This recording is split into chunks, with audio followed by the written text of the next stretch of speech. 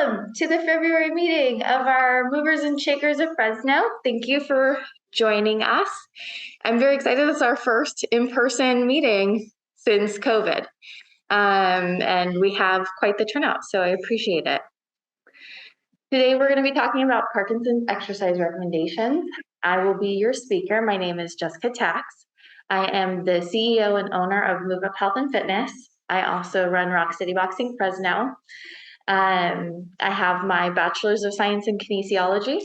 I am a certified personal trainer through ACSM, the American College of Sports Medicine. We'll be talking about them shortly. I also have I am a certified cancer exercise trainer through them, and I am a Rock City boxing coach. I'm an orthopedic exercise specialist, ACE, and a senior fitness trainer through ACE. I'm also a certified Tai Chi Quan movement for better balance instructor. So I've got a nice list. I've been in the industry for 15 years, and I've had the pleasure of working with over 100 people on their fitness journey. I'm really excited to be covering this topic with you guys, and so I hope that you learn something and then you can use it to apply to your fitness program and get all the benefits that exercise has to offer. Okay, so this is what we're going to talk about. So we're going to look at who created these recommendations. We'll talk about the different categories of fitness. We'll talk about what the recommendations are for each of those categories in terms of time, volume, what type of exercises or what type of movements constitute for those categories, how frequently you should incorporate them into your week. We'll talk about various exercise examples. We'll even do some of the exercises together. And then we'll talk about how to put it all together so that we have a clear understanding and a clear plan by the time that you leave today. So and please pause me at any moment if you have some questions, and there'll be time for questions at the end. So the American College of Sports Medicine. So this is who I got my certification through. They're the organization that puts out exercise recommendations for general population. So when you hear those recommendations, like you should walk X number of minutes per week, this is the organization that came up with that information. So their mission is to advance and integrate scientific research to provide educational and practical applications of exercise science and sports medicine. And they're really trying to create this culture of exercise as medicine. And they work with people worldwide to live longer and healthier lives through exercise. So then there's the Parkinson's Foundation. So these two organizations came together to create exercise recommendations specifically for the Parkinson's population, specifically because exercise has been shown to be so valuable. So the Parkinson's Foundation, their mission is to improve care and advance research in Parkinson's. And they provide a wide variety of support and resources to people who are living with Parkinson's and their caregivers. If you have not checked out their website, I highly, highly recommend it. They have a ton of resources. They have a helpline. So if you have questions, you can call and they can help you. They also have a care kit for you to take to the hospital if you were to end up in the hospital. And then they also have a wide variety of resources, educational seminars, both locally and online. And then they have exercise classes, things of that nature on their website. So they're a great resource. They're one of many. There are many out there. So if that's something that you're looking for, please ask me after the presentation and I can give you more resources. They also provide grants to research and to other programs. So they'll provide grants for programs to offer more exercise classes and things like that. So they're a really great organization. And like I said, they paired up with ACSM to come up with these exercise recommendations to make it clear for people who have Parkinson's what they should be doing and how much.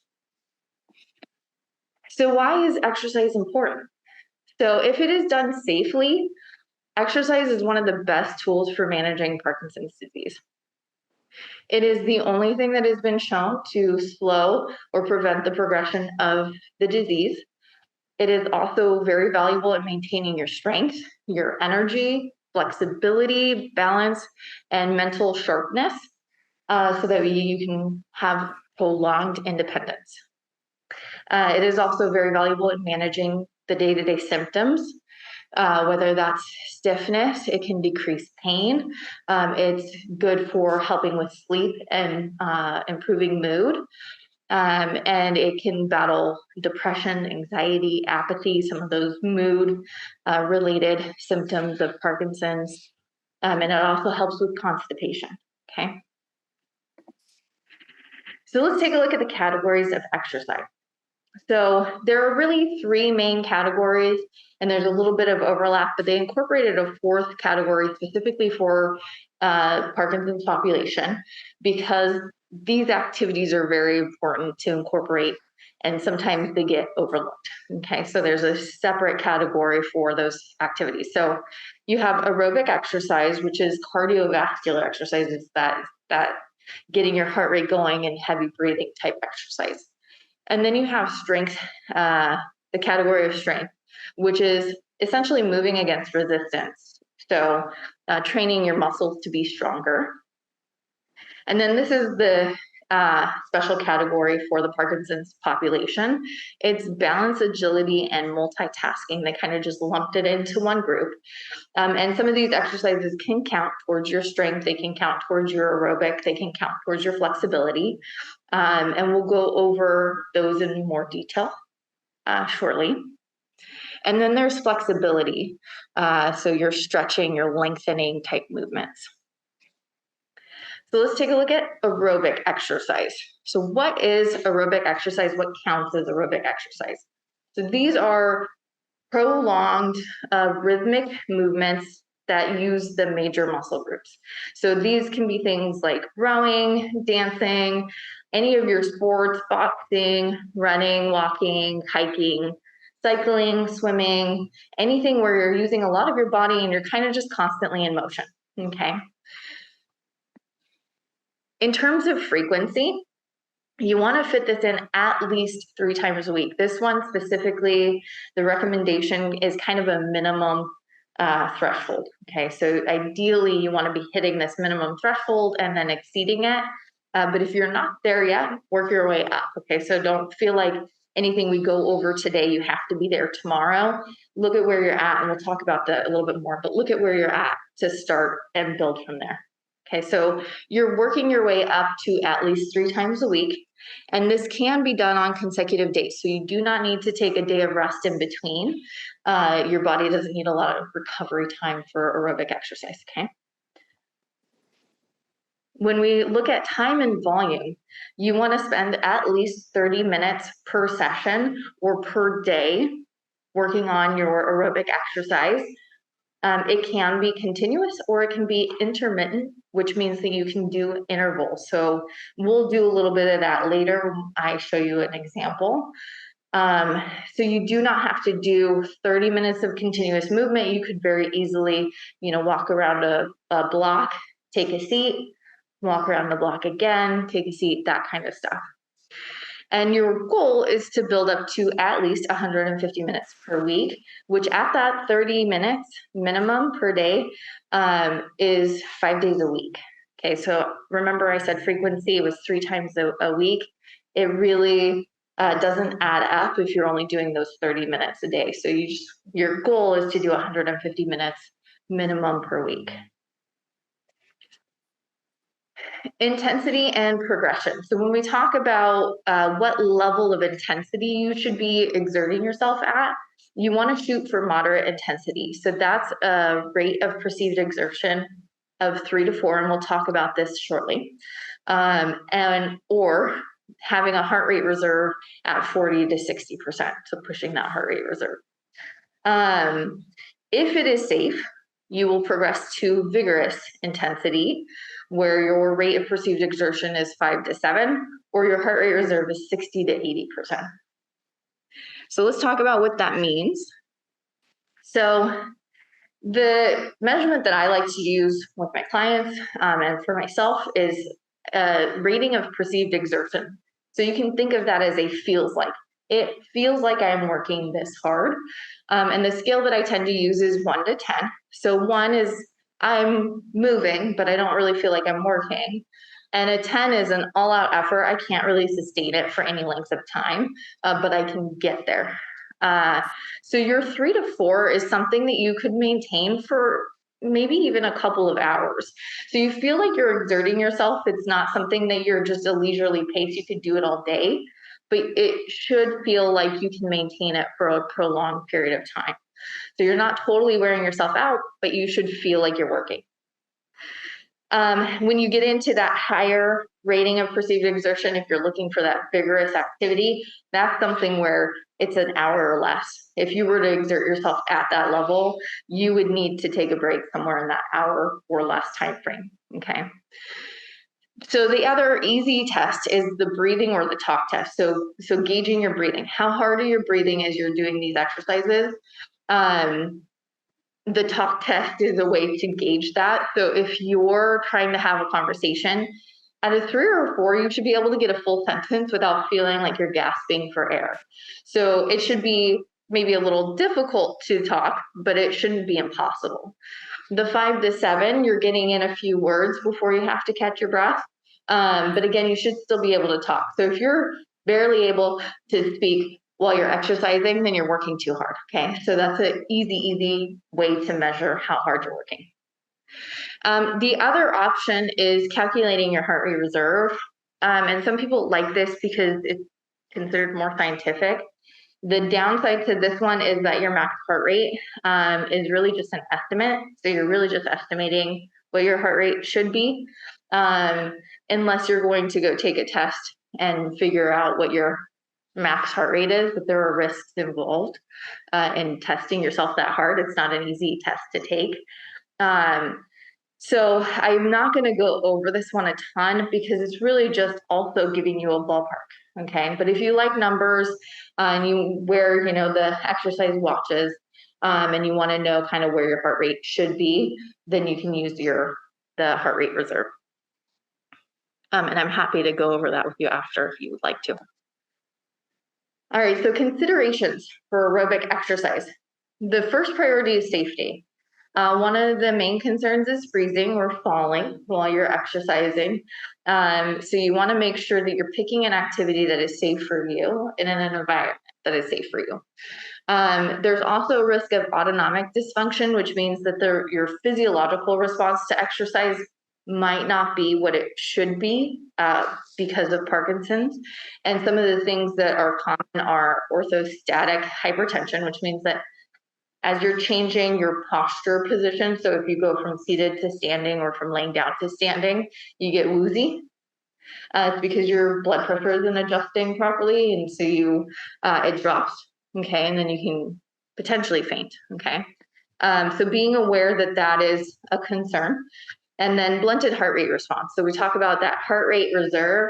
If you have a blunted heart rate response, you're not going to get like the heart rate that you would be expecting based on those calculations, which is another reason why that one is not my preferred. So I would go with how are you feeling as you're doing your exercise? If you feel like you're exerting yourself, then you're exerting yourself. And then there are arrhythmias, so abnormal heart rhythms. Okay, so things to be cautious about. I think anyone who's doing any type of cardiovascular exercise should always have somebody nearby, should just be aware of the risks associated. We saw that football player who had sudden cardiac arrest at that football game. So it can happen to anyone. Okay, so making sure that you have somebody nearby, you have your phone with you, things like that, being careful as you're exercising. So let's talk about strength. This is the type of exercise that most people kind of recognize, right? You're going to the gym, you're lifting weights, you're getting on the machines, pushing the weight. You can do free weight, machines, resistance bands, body weight. There's a wide variety out there in terms of challenging your body with resistance. Your goal is to challenge all of your major muscle groups. So basically chest, back, arms, core, hips, legs, all your major muscle groups. You can also vary your focus so that you can work specifically against resistance, kind of that being your main focus. And you can also work to build some speed or to build some power. As you start to move faster, you want your weight to be lower just to reduce the risk of injury. Okay, so just keep that in mind. So in terms of frequency, this one you're trying to fit in 2 to 3 days per week as well. This is non-consecutive days. So this is the type of exercise where your body needs to recover. The resistance can kind of causes damage to the muscles. So you don't want to do constant building from day to day. You need to give your body a little bit of time to adapt and rebuild, okay? In terms of time and volume, this one's more volume based. It's basically whatever amount of time it takes for you to hit all of your major muscle groups. For a beginner, you want to begin with at least one set of 10 to 15 reps. And you want it to be a relatively lightweight, something that is, you can feel it's a challenge, but it's easy for you to move so that you can focus on your mechanics. Okay, so that's kind of where you want to be at if you're a beginner. Then as you start to get your mechanics down, you can kind of work your way up to intermediate, where you're doing at least one set of 8 to 12 reps. And that should be around about 60% of your 1 rep max, which again is not something that we typically use because it requires you to see how heavy you can lift a weight for 1 repetition of that exercise, which can be dangerous. So a lot of times we just estimate where that should be, okay? But the way it works is that you should be fatiguing when you're hitting that 8 to 12 rep. You should feel like you're having a hard time maintaining your mechanics. It might even start to feel like you're going to strain, but you don't want to get to the point that you are compromising mechanics and straining, okay? But you should feel like you're getting tired. It shouldn't feel like, oh yeah, I could have done 20 more of those, okay? So then you progress to about 3 sets of 8 to 10 repetitions until you're fatigued, okay? So you do those 8 to 10 reps and you can't do anymore until you've given yourself some time to recover. Usually it takes 30 seconds to a minute in between sets to be able to do another set, okay? And we'll talk a little bit about what those are here shortly. And then you're going to build to about 2 to 3 hours. This is more or less what it would take you in the grand scheme of things. If you're working all your major muscle groups and you're doing your 3 sets of 8 to 10 reps, it'll take you about 2 to 3 hours. But again, it's not about the time. It's about hitting all your major muscle groups. And let's just clarify sets and reps really quick. So reps are how many times you complete the exercise. So if I'm doing my bicep curl and I do it for 10 times, those are my 10 repetitions. And then I'm tired and I go, okay, I'm going to put the weights down. I'm going to give myself 30 seconds. And then I go back and I pick up my weights and I lift for 10 more times. That's my second set. So just to clarify on what those 2 words mean, so it's clear kind of what you're trying to achieve. In terms of intensity and progression, again, beginners should be at that 40% to 50% of their 1 rep max. So it should feel like you're moving some weight, but it shouldn't be super challenging. Something that you can easily do 10 to 15 reps, where you're maybe feeling a little fatigued, but there's no compromise to your mechanics and you're not straining at all, okay? Then you get into intermediate and advanced, where you feel a little bit more confident. You've done the exercise before, you know your mechanics, you know how to move the weight safely. Then you can start increasing your weight, and you're doing those 8 to 12 reps somewhere in that ballpark. The way that this works in terms of progression is that you slowly increase your number of repetitions and your number of sets, so your volume, and then you bump up your weight. So you don't want to go from like doing 1 set of 8 repetitions of an exercise and it starts to get easy and you go, okay, I'm going to add 5 pounds. You do your 1 set of your 8 repetitions, and then maybe the next week you do 2 sets, and then maybe you're building up to that 15 reps. And then when that starts to get easy, then you're like, okay, maybe now I'm going to add 2.5 pounds, 5 pounds, whatever's reasonable based on where you're at. And then back off on your volume. So then you're going to go back to that 1 set of 8 to 10 reps and then build from there, okay? So considerations for your strength training. One thing that's really important is your focus. So being mindful as you're moving that weight is really important because our bodies will take the path of least resistance. And a lot of times they'll compensate and your mechanics will be off. And so you're not getting as much out of the exercise as you think you are, or as you're intending, because you're not focusing on what you're trying to do. So being focused is probably the most important thing you can do. And the more aware of where you're trying to squeeze in order to move the weight, the more benefit you're going to get out of that exercise. So if you know you're doing a chest exercise, focus on squeezing your chest when you go to move the weight, that kind of thing, okay? Other considerations are your posture and your mechanics. So a lot of times posture can be compromised, so you have to be careful how you're moving with a compromised posture. And then your mechanics, making sure that you're moving properly to the best of your ability. And if you're not able to, if you're having to compensate, then making sure that you're not overloading that movement, okay? So prioritize safety. I would recommend not even trying to do a 1 rep max, and being very modest about how you're estimating that. So if you are gonna try and figure out what you need to do for your bicep curl, or your squats, I would start out with something that is light, that you can easily move, and you say, okay, 5 pounds, yeah, that's really light. I'm gonna try 8 pounds. Yeah, 8 pounds is starting to get there. 10 pounds, oh, okay, 10 pounds is where I should be. So always start with kind of the lighter weight and build yourself up. You don't want to start trying to move heavy weight and then go, oh, that was too heavy, because you could potentially get hurt, okay? The other recommendation is that you time this for your on periods. So when your medication is at its best, when you're at your best, that's when you want to do your strength training. Because again, you want your mechanics to be the best that you can possibly achieve, because you want to reinforce good movement. You don't want to reinforce compensation and poor mechanics, okay? So then let's talk about balance, agility, and multitasking. So this is that special category. There is a lot of overlap here. So agility is essentially speed training. It's how you're moving your body. It tends to be quick reactions, quick movements, changes of direction. So things that fall within this category are your multi-directional stepping, weight shifting, reaching, large amplitude movements, and functional agility. So things like being able to step over a hurdle sideways quickly, where that's something that maybe you would have to do in actual life, okay? Then we can take a look at balance. There's static balance, which is basically you're just holding a position and trying to maintain that position. So the best example here would be balancing on one foot. Okay, so you're trying to hold your position here, nothing's happening, you're just stationary.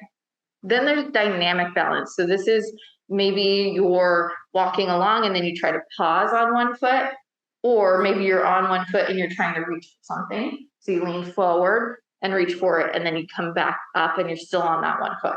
Okay, so that's dynamic balance, where you're challenging your balance through motion, okay? Other things that you can do to work your balance are to use varied surfaces. So the best example that I can think of for in-home would be to stand on a pillow, or stand on a towel, something that is maybe not a flat surface, it's a little cushy. And so you have to maintain your balance and get your weight settled in order to maintain your balance. There's also the option to have varied limb support. So maybe having something to hold on to with your hand, or being able to kind of rest your foot on your leg or on something that's nearby. Maybe that's not fully supportive, so you can change it up with that. And then the other, or the last category is to have varied perturbations. So basically, things that throw you off balance. So the easiest example would be to have somebody push you. Okay, that's a perturbation. And then something else would be like maybe the floor is shaking. You see those little platforms that do the little vibration. That challenges your balance because the floor is moving underneath you. That's a perturbation. Okay. So, and then the last category here is multitasking. So this is just your brain having to process two tasks at the same time. So it can be things as simple as moving your upper body and your lower body at the same time, or opposite sides of your body. It can be, or coordinating maybe dance moves. It can be things that are, you add a cognitive exercise or a cognitive element where maybe you're counting backwards by threes, starting at 100, or you're spelling words as you're doing a certain exercise. Or you're trying to think of all the foods that start with the letter T. So you're giving yourself some kind of cognitive task to process while you're also doing your exercises. And then the other type of multitasking is to use distractions. So having something where maybe, this is probably easiest example would be a class setting where you're trying to get yourself through a combination and you're saying the numbers of the combination, numbers of the punches, and somebody else in the class isn't at the same pace as you, and they are also punching and saying the combination as they're doing it. So you've got that feedback from an outside source, and you're having to maintain focus and concentrate on what you're doing. So that would be the use of distractions. In terms of frequency, you want to fit this in 2 to 3 days per week is kind of your minimum. And if you can, you want to build it into your day-to-day, so daily integration. In terms of time and volume, you want 30 to 60 minutes per workout. And again, there's overlap here. So you can use your strength. You can do some stability strength to challenge your balance. You can do a lot of agility exercises also count for your aerobic exercise. So there is overlap. So don't get overwhelmed by the various categories and how much time you have to spend. And you want to build up to 2 to 3 hours per week. In terms of intensity and progression, you want to choose something that is an appropriate challenge and that is delivered in a safe manner. So similar to your aerobic exercise, you want to pick something that is safe for you in a safe environment. You don't want to try to do your balance and your agility exercises in a crowded room with stuff all over the floor where you could trip, okay? So being aware of what your ability level is and picking things that are appropriate. And then in terms of progressing, you can progress your motor and your cognitive challenges as you improve, as is tolerated.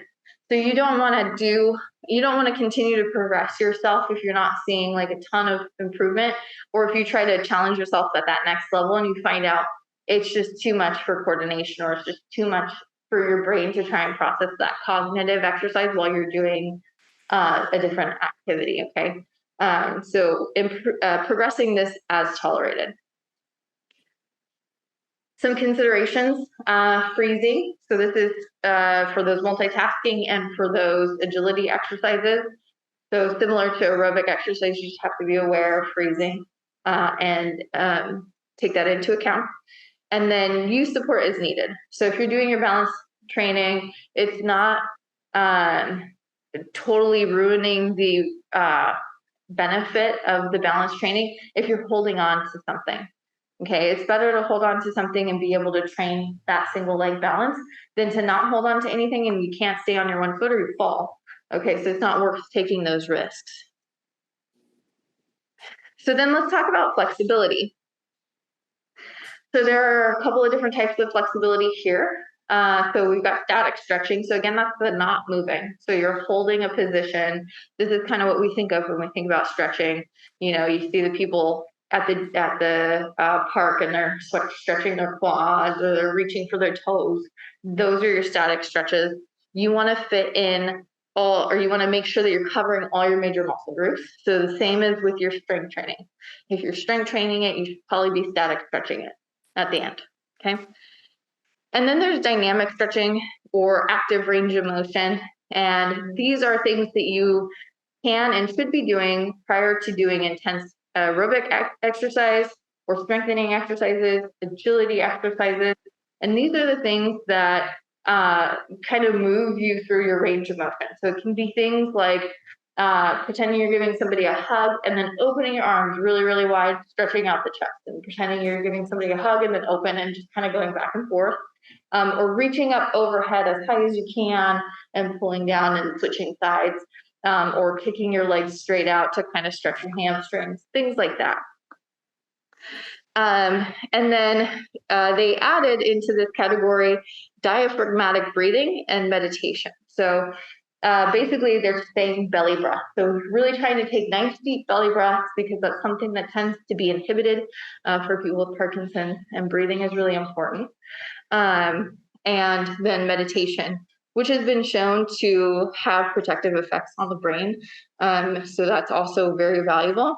And I sent out a link to an app, but there's a ton of apps out there that you can use for guided meditation. There's stuff on YouTube. So just finding something that works for you and incorporating that.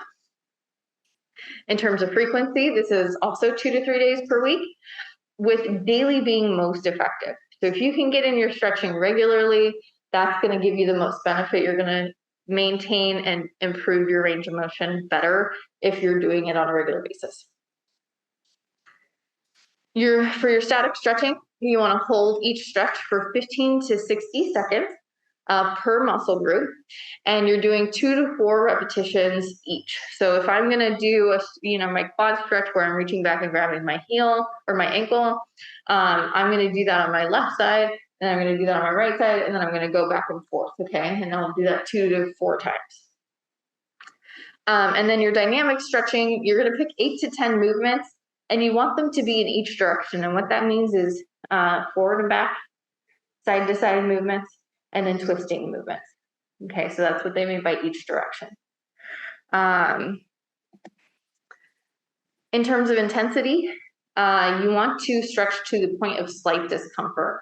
So if I were to give you like a pain scale, they use pain scales a lot in healthcare, where 10 is like excruciating, you can't think of anything else. 1 is like it's very faint, it's just there.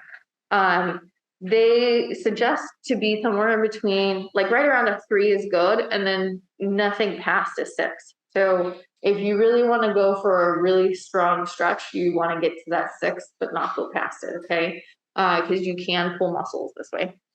And then your progressive tolerated. So for example, with your hamstring, in theory, you would love to get your hamstrings loose enough that you can get a 90-degree angle at your hip.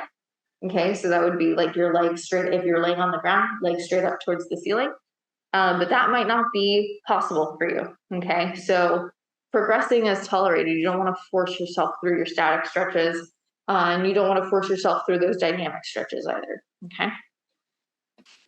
Some considerations: dystonia, so that abnormal tension in your muscles due to Parkinson's can limit your ability to get full range of motion, can limit your ability to get really good stretches. So being aware of that, okay, not forcing your body.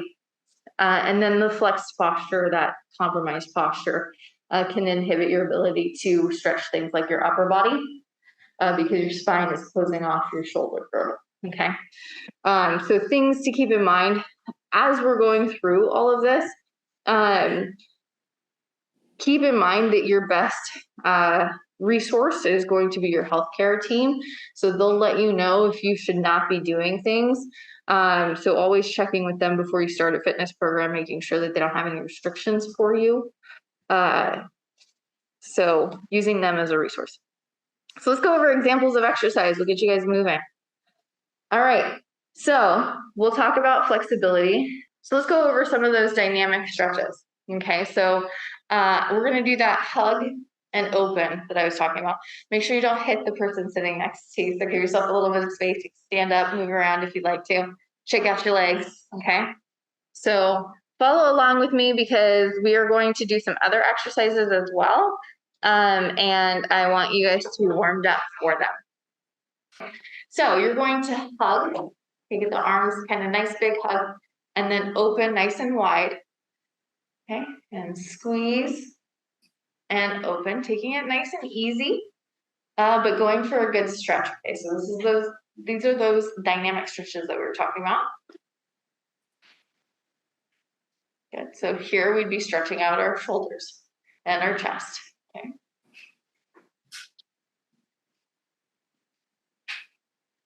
Okay, so the next one is going to be reaching up overhead and give me a little bit of a bend in your side, okay? And then you can reach up overhead on the other side, working within your pain-free range of motion. I know a lot of shoulders tend to be a little questionable.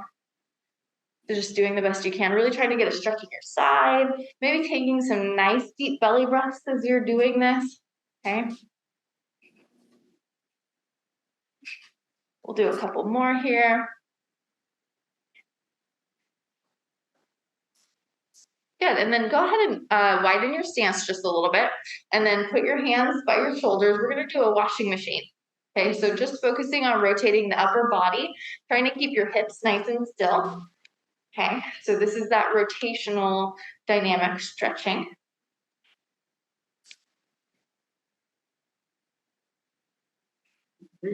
Yes, don't forget to breathe. Yeah, especially when you're stretching, you kind of want to hold your breath. Okay, and then we're going to do a little bit of a kicking back. So I call these butt kickers. So kicking that heel back towards your hips. If you want to do the push-pull that we do in class, you can. We usually combine this movement, but you're welcome to just do the kicking back. Okay, we're stretching our quads here. Good. And then when you're ready, you can do some gentle kicking forward. Okay, and if you want to reach for the toe, you can reach for the toe. Try not to compromise your spine. So try not to cave the chest and reach for the toe. Don't force it. Just put your hand out in that direction. Okay, so now we're dynamically stretching our hands. So hopefully you're maybe even feeling your heart rate go up here, but your joints should feel pretty good now. Okay, one more each side. Fantastic. Okay, so we'll save the static stretching for the end. Okay, so our next one is going to be aerobic exercise. Okay, so if you feel up to it, I'd like for you to stay standing. If you need to, you can take a seat. Okay, we're going to do some high knees marching. So just lifting the knees, okay? We're gonna do 30 seconds, and then we'll do 30 seconds of a modified jack. Okay, kicking the leg out to the side. So for those of you who have not had to do these in our class, it's hands up overhead. Okay, like you're doing a jumping jack. And then as you lift the hands, you're kicking that leg out to the side. Just to whatever height is comfortable for you. Okay, so those are our two exercises. We're gonna do 2 rounds of 30 seconds each. So we're gonna do 2 minutes. If that's too much for you, feel free to take a break whenever you need to, okay? So this is that intermittent cardio here that I was talking about. You can do 2 minutes and take a break and then get back up and do 2 more minutes, okay? All right, let's get it. 30 seconds on the clock. And ready? Starting out with your high knees, marching, set, go. Okay, belly button's in, just being mindful of your posture, picking a pace that is maybe a little bit faster than is easy, okay, but not overwhelming. But you can always slow down if you need to. Okay. And just lifting those knees to a comfortable height. So if hip height is too high, that's fine. Listen to your bodies.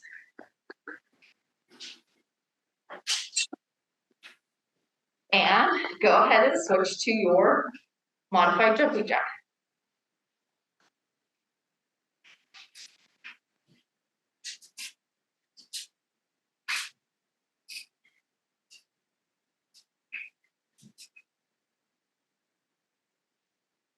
Taking this at your own pace. And if you need to do these seated, you can. Okay, so if you're sitting down, all you would do is step out to the side.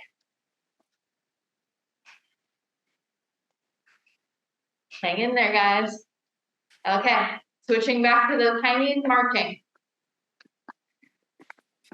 Now would be a good time to practice that rating of perceived exertion. If you had to rate where you're at, what would you give it?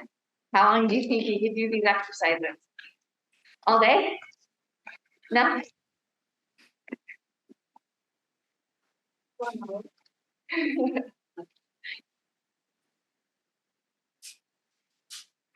right, looking good, guys. Hang in there. Okay, we've got 30 more seconds. Modified jumping jack.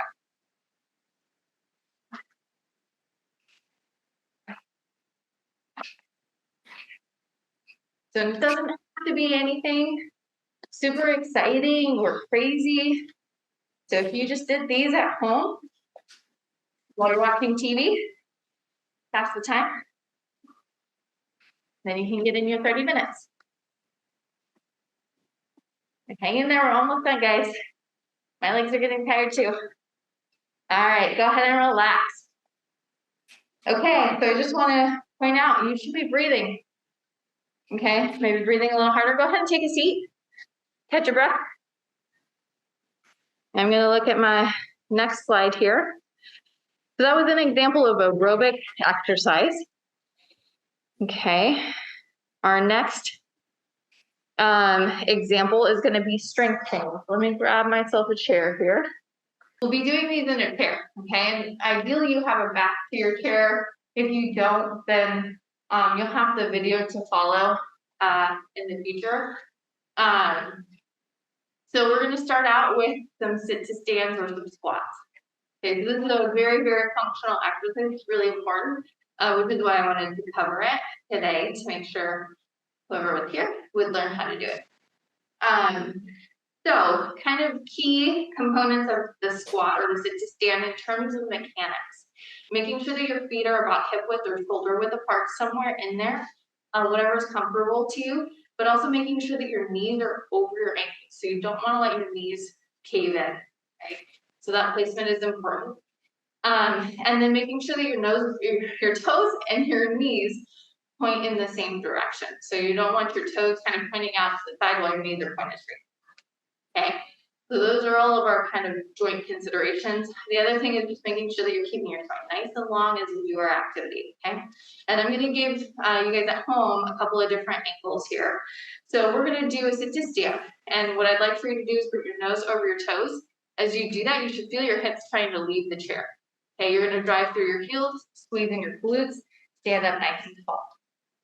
Good, okay. And then you're going to push your hips back into the chair, kind of bringing that nose over your toes again, so that way you can maintain your stability as you go. Good. Okay, so let me give people at home a side view.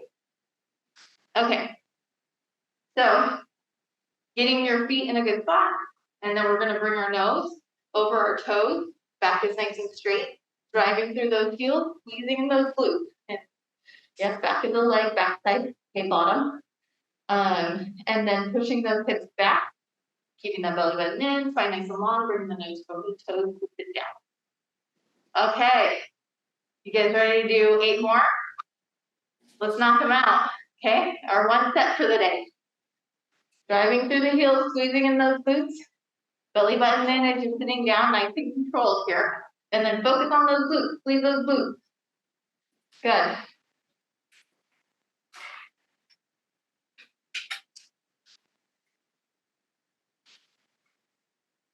Driving through the heels. Good. Sinking those hips back into the chair. Try not to let the knees travel too far forward. Good. Anybody counting? You guys counting on me? 3 more? 7, okay.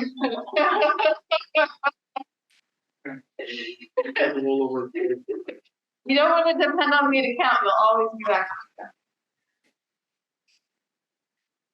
Okay, 2 more. What?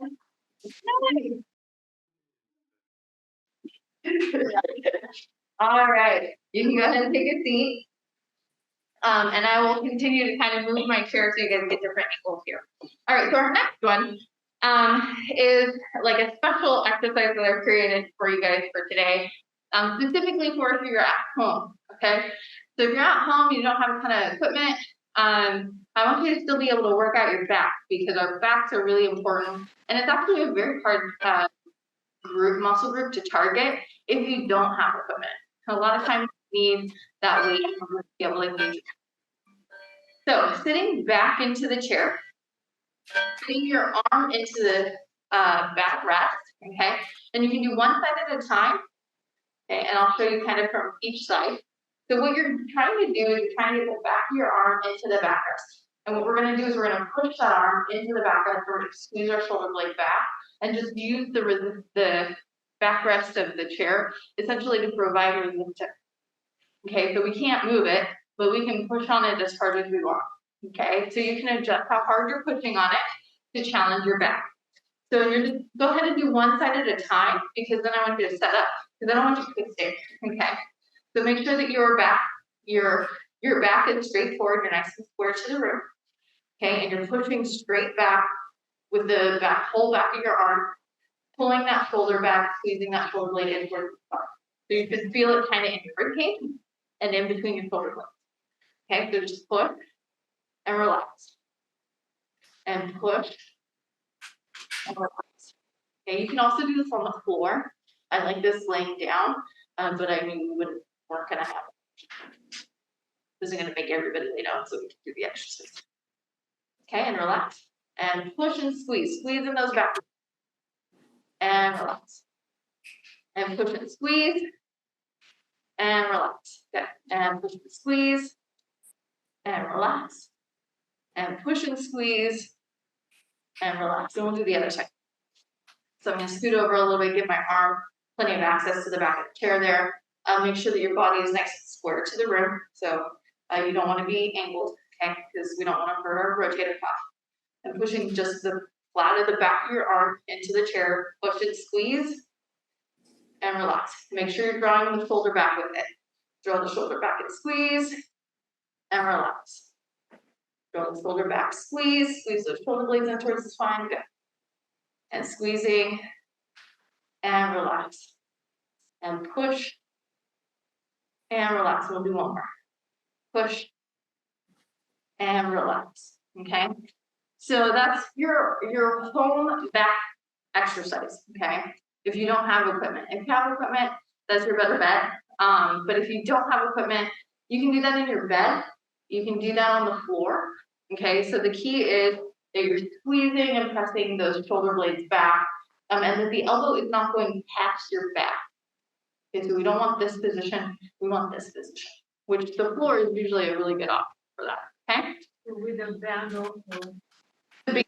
You can put it in the door and squeeze. Yep, and it should feel the same because it's the same muscle groups. Okay. Oh, I've got two more and I know what they are, so I don't need to look. Okay. All right, so sitting at the front of your chair, we're gonna do some chair sit-ups. So you can the key here is that you keep your feet on the floor. You're gonna cross your arms across your chest, and you're gonna lean towards the back of the chair, don't rest on it. And when you start to feel your stomach kicking in, or you feel like you're gonna lose your balance and fall backwards, that's when you squeeze to sit up. Okay, so then you're breathing. So inhale as you go back, and exhale as you go forward, just to make sure you're not holding your breath. And you should feel this in your stomach. Okay, squeeze in the stomach to sit up. Okay. Might even feel it a little bit in that hip joint. Okay, that typically means that you're using your hip flexors, and you want to try and concentrate on your stomach. Squeeze in the stomach to sit up. Good. So now the next time you guys are stuck in your chair for, a couple of hours, whether you're working or you're watching TV, and you don't have any excuses, you can get in some exercise, right? We're going to do one more. And the next one is actually a pretty good challenge, so just do the best you can. Okay. We're going to work those lower abs and some of our leg muscles here. So we're going to do a seated knee check, or a seated knee press, bringing the knee in towards the chest, and then you extend your heel back out. Okay, so extend one heel, and then you're going to bring that knee into your chest, and you're focusing specifically on the same side as that leg in your lower stomach. Okay. You want to make sure you're squeezing right above the hip on that same side. Okay, good. So you can hold the bottom of the chair, you can lean back a bit, you can even rest in the chair if you need to, okay? Good, and this is also a very functional exercise. We have to get our feet up off the ground to get in and out of cars and things like that. So it's a good exercise to work in. And we'll go one more. And then other side.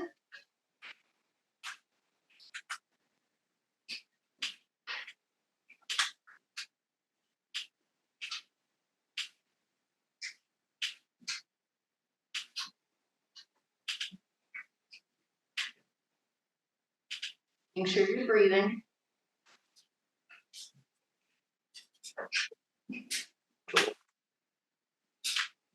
All right, very nice.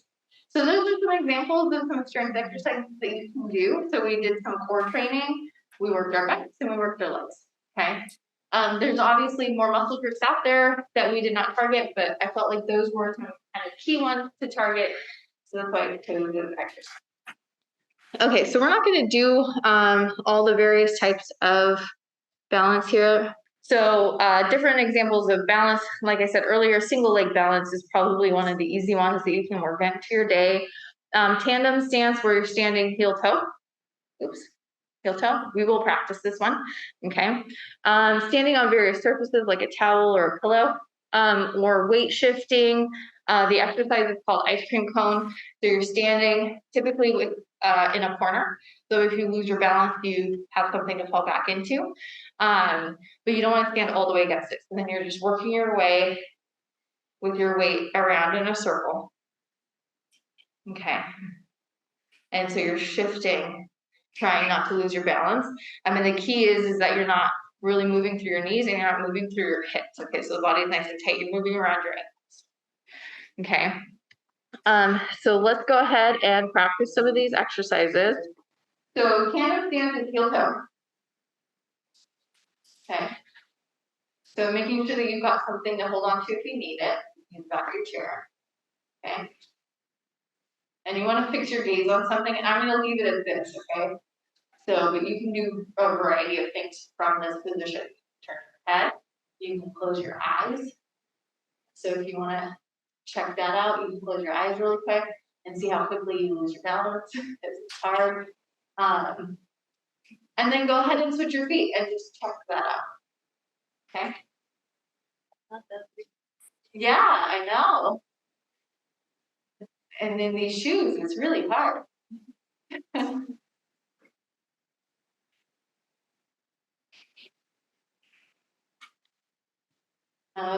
So that's tandem stance. That's an easy way to challenge your balance. So let's talk about weight shifting. Okay, so I want you to take your focus to the bottom of your feet. So give me a good standing posture. Feet are about hip width apart, standing nice and long. And then we're going to be doing our weight shifting. And I'm going to mirror you. Okay, so we're going to go ahead and shift to our right. And so what I want you to do is take your whole body, shift to the right, about as far as comfortable. You should feel some pressure in the right blade of your foot, a lot less pressure on your left foot. Okay, and then go ahead and come back center. Good, we'll take it to the right one more time. Shifting to the right, feel that weight on the blade of the right foot. Exhale, center. Making sure that your knees are soft so you don't want to lock out your knees. Let's go ahead and take it to the left. Shifting, feel that weight on the left blade of the foot. The weight is kind of coming off of your right foot now. And then go ahead and come back center. Equal weight across your feet. Okay, taking that shift. And so when you're doing your ice cream cone, it's similar to your ice cream cone. Okay, your ice cream cone just goes all the way in a circle. All right, so then let's take it forward. So as you come forward with your weight, make sure that you're not hinging at your hips, so keep your hips nice and tight. You're leaning forward, you should feel your toes gripping the ground, okay? And then go ahead and bring your weight back over your ankle, okay? Over your heels. And then go ahead and take it forward again, really grip the floor with your toes. And then go ahead and come back center. And then we're gonna take it backwards. Okay, and be gentle with this one because there's not a lot of range of motion. So shifting your weight back until you feel your heels really kind of digging into the floor. You might feel your toes want to pull away from the floor. Try to fight that. And then you can come back center. Shifting back, really giving your weight to your heels. Keeping those toes flat on the ground, but kind of pushing balance. And then come back center. Okay, so those are weight shifting exercises. All right. Yes. Yeah, so when you go Yeah, so when you go backwards, the question was, you keep your toes on the floor when you're going backwards. So the tendency is that if you go back, your toes won't lift. Yeah. So you want to try and keep your toes on the ground. So now we're going to go into some agility exercises. I will review these really quick with you, and then we're going to do 2 of them. So 2 examples of agility exercises, or 4 examples actually. So we're going to do these first 2 together. So out, in is 1. So you can use little markers on the ground to indicate how wide you should be stepping, or we use these little ladders across the throughout the gym. And the key is coordination and then speed. So it's going right, left, and then going as fast as you can. Okay. Within that space, that designated space. So then the other one that we're going to do is a quick retract. So we do some boxing in our classes. So you're going to do a punching movement, but what I want you to focus on is the retracting. Okay, so it's almost like you're going to reach out and, oh, I burned myself. Okay, and so you pull back really quick. Okay.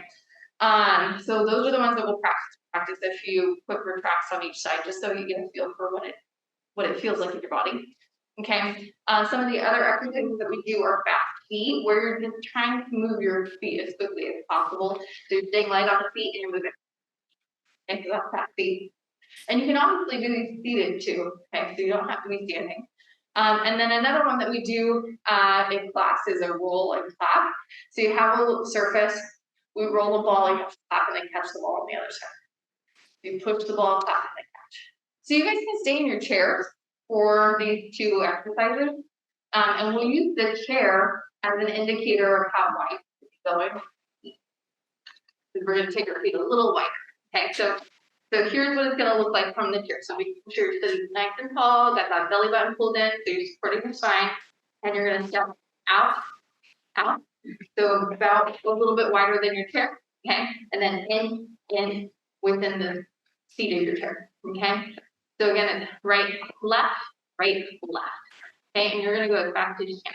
Right, left, okay? So the key is as we go back, especially if we're seated, we get a little floppy with our feet, okay? So trying to stay focused, trying not to, maybe tap the ground a couple of extra times, making sure that it's a right, left, okay? And I'm just gonna time this for 20 seconds, okay?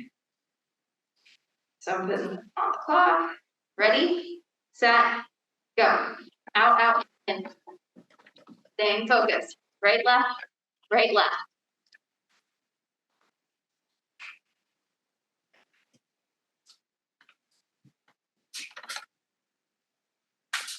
If you're breathing, don't hold your breath. All right, go ahead and relax. Okay, so you might be breathing a little bit, so that counts as aerobic activity as well. Okay, so our next one we're gonna do is a quick retract. So we'll focus on one arm, okay? And we're just gonna do this for about 20 seconds. I'm not gonna time us, okay? So we'll start out with our left. So if you're seated in your chair, here's what I'd like for you to do. So I want you to reach forward as if you're trying to touch something or you're gonna punch back, okay? Once you get to full extension, I want you to go pull it really back like this. Like, oh, I hurt myself, okay? So it's not a punching as fast as you can, okay? Just don't punch yourself. Yeah, just don't whack yourself in the face when you pull that hand back, yeah. Okay, so we're just gonna focus on our left arm. So I want you to give me a regular punch, a nice slow punch, then pull back nice and quick, okay? Regular punch, pull back. Regular punch, pull back, okay? Yeah, good. Taking it at your own pace, good. Really trying to pull that arm back nice and quick. Okay. Nice, let's get it.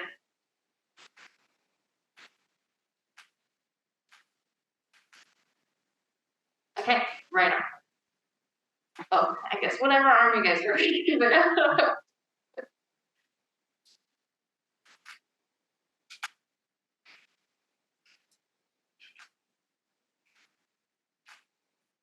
slow out and pull back nice and quick.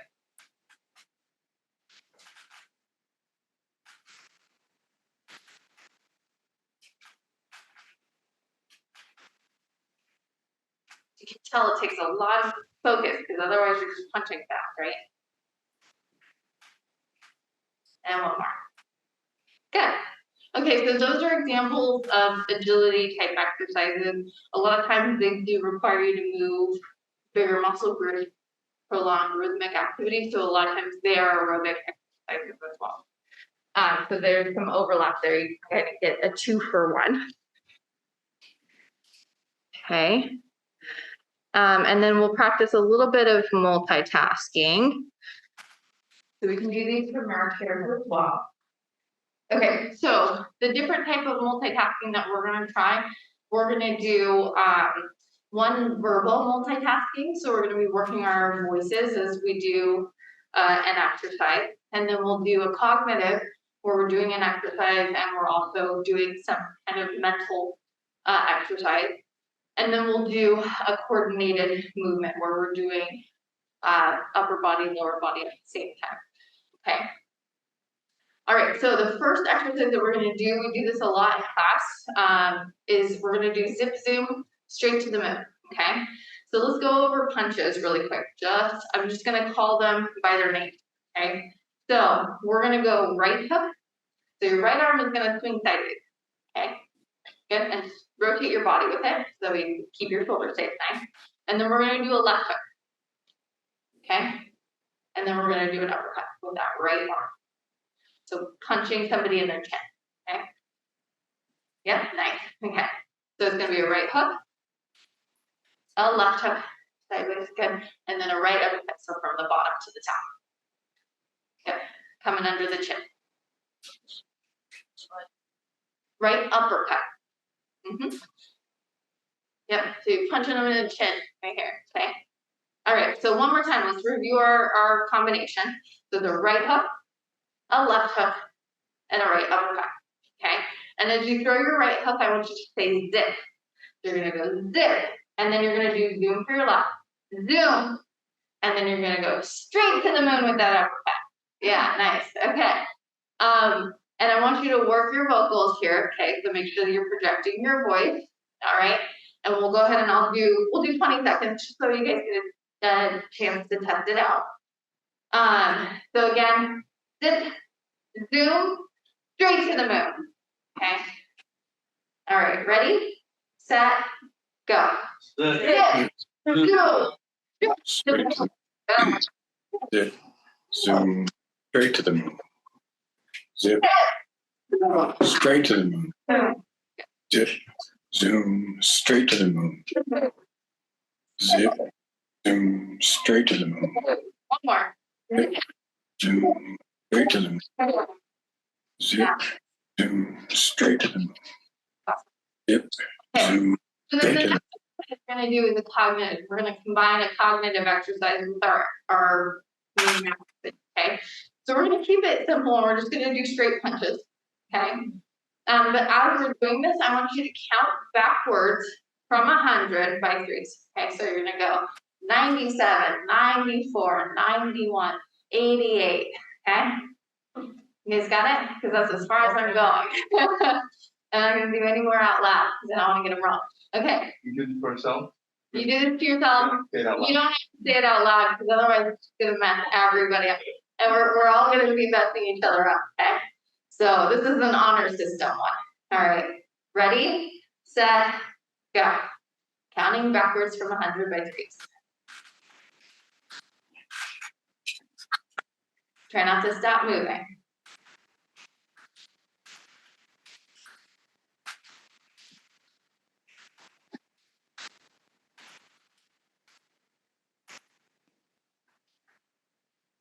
All right, go ahead and relax. How'd you guys do? 50%. Okay. Good. So it's not too challenging to combine some exercises, right? It makes you think, but easy stuff that you can come up with that one, right? All right. So we just did our multitasking. So let's put it all together. Okay. So here's an example of a weekly program for a beginner. Okay. And don't worry about the finer details of this. You don't have to memorize this. But this is just an example of something that you could do. So maybe Sunday is a little bit of a lighter day. Maybe you've got a lot going on that day, so you are only doing a brisk walk. And then the next day you're doing your dynamic stretching before you do another short walk. And then you do your strength, and then you do your static stretching at the end, and then you do some breathing and meditation.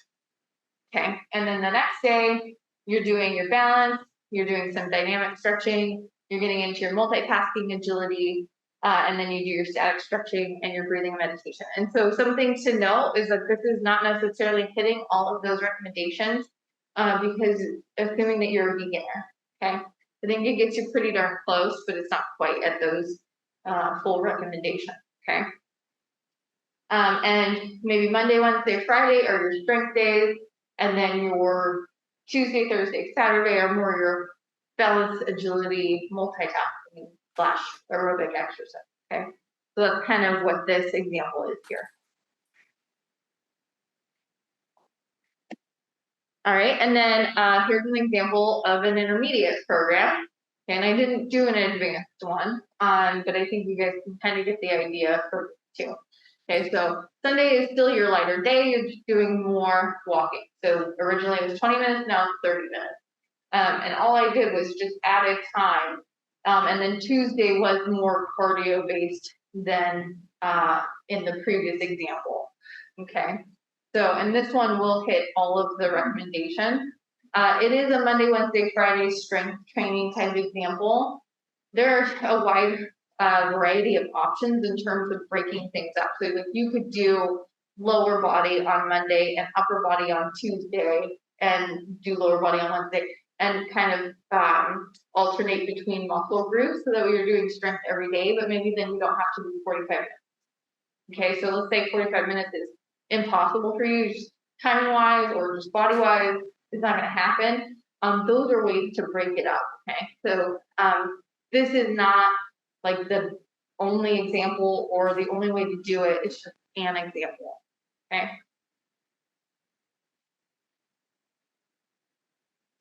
So things to keep in mind as you're putting together your fitness program. So making sure that you have a workout buddy or somebody around who knows that you're going to be active and can be there if something were to happen.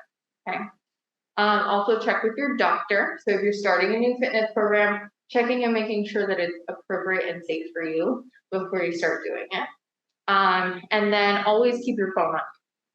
Okay, so you never know when something's going to happen. You want to make sure that you have a phone nearby. So being safe with your program. I highly recommend that you pick something fun.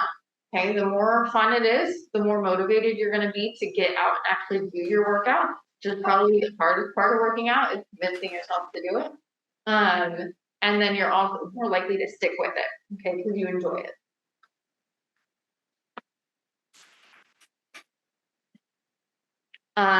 Make sure that you're working at your level. So we talked about this a little bit earlier in the presentation. So you want to evaluate where you're at today. So what have you been doing maybe over the last month? How active have you been? How much time have you been putting in? What type of intensity have you been doing those exercises at? Because you don't want to go from having done, maybe you're just walking around the block for 10 minutes a day to trying to fit in that 150 minutes of cardio and your 2 hours of strength training and all of this stuff. Kind of a good rule of thumb is going by 5 to 10 minute increments. So if you haven't been doing anything, adding a 5 or 10 minute block and seeing how your body responds to it, and then maybe adding a little bit more in the next week, and maybe doing 1 or 2 times in the week. So not going every day. Okay. Give your body some time to adapt and adjust. So then make sure that you're building gradually. So you're making small adjustments, incrementing the challenge in small increments. Okay. So again, just making sure that you're being reasonable about how you're pushing your body. Start where you're at and just slowly build from there. In theory, you're going to be doing this for the rest of your life. We all are supposed to be exercising. So it doesn't need to be perfect today. It's just something for you to build on. And you just want to make sure that those are small changes so your body has an opportunity to adapt to them. And then listen to your body. So if things don't feel right, if things are painful, you should be talking to your doctor, you should be getting some help, getting that addressed, talking to your doctor to go see a physical therapist, something to that extent, or just not doing those exercises. Okay, so and what I mean by painful is that those exercises cause you to be in pain even after you're done. Your shoulder is killing you, your hip is killing you, something like that. Okay, there might be some mild discomfort with exercise, but it shouldn't linger, and it should definitely not get worse with that. Okay.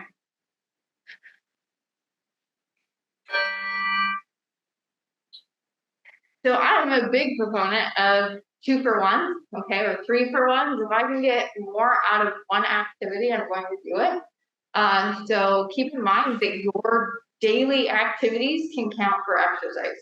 So if you need to clean house, that's exercise. If you need to do yard work, that's exercise. If you need to run errands, that's exercise. Okay. If you have a hobby like golf, that's exercise. So all of that stuff adds up. And then also keep in mind that it is exercise. So if you have yard work that you have to do and you haven't been doing any yard work, don't go out and do 4 hours of yard work. You're going to kill your body and you're going to suffer, right? So recognizing if you have 4 hours of yard work that needs to be done, maybe blocking it out 30 minutes at a time per day kind of thing. Okay, so take it easy on your body with those daily activities. So, and there are a ton of resources out there. So I mentioned physical therapy. If you have specific aches and pains or specific limitations, challenges, going and seeing your doctor and using physical therapy is often offered for people with Parkinson's disease. So taking full advantage of that. There are a bunch of online resources out there, whether you're looking for information or you're looking for exercises or you're looking for actual full workouts, they're out there. Okay. And then there are also exercise classes. So if you're looking for something that's more guided or personal training, but if you're looking for something that's more guided, there are fitness professionals out there who can help you kind of put something together, whether you want them to walk you through the workouts each time, or you just want them to teach you something that you can then do on your own, or you want to just go to a class where you don't have to worry about it, you just have to show up and give it your all. Those are options. Key thing is that you just want to move and you want to be exercising. With that, thank you.